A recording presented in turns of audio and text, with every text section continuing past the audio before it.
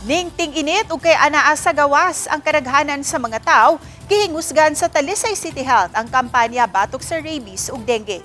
Ani ang report ni Fem Dumabo.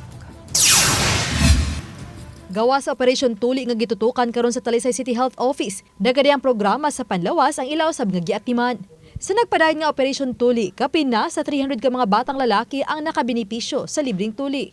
Mato di Talisay City Acting Mayor Choi Aznar, kinsa mao'y chairman sa Committee on Health, nga ilaw sab karon gitutukan ang mga programa batok sa rabies ug ang pagpahinumdum sa publiko alang sa responsableng pet owner aron di mapasagdan ang mga binuhing iro ug iring diha sa gawa sa mga panimay ug malikayan nga madisgrasya kini o makadisgrasya ba. Kaning anti-rabies awareness, no, so padayon ang atong pagsuroy-suroy sa lain-lain na mga barangay. Atong gipaabot dito ang mga programa sa panglawas sa atong syudad sa Talisay para una, kung naa sila gipamati, kibaw sila unsay ilang mga buhaton, labi na sa kaso sa dengue o kaning sa mga rabies.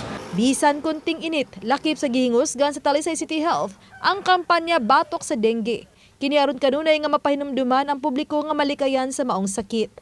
Alang sa ilang tinguha nga wa na gyud matala nga sakit sa dengue sa dakbayan sa Talisay.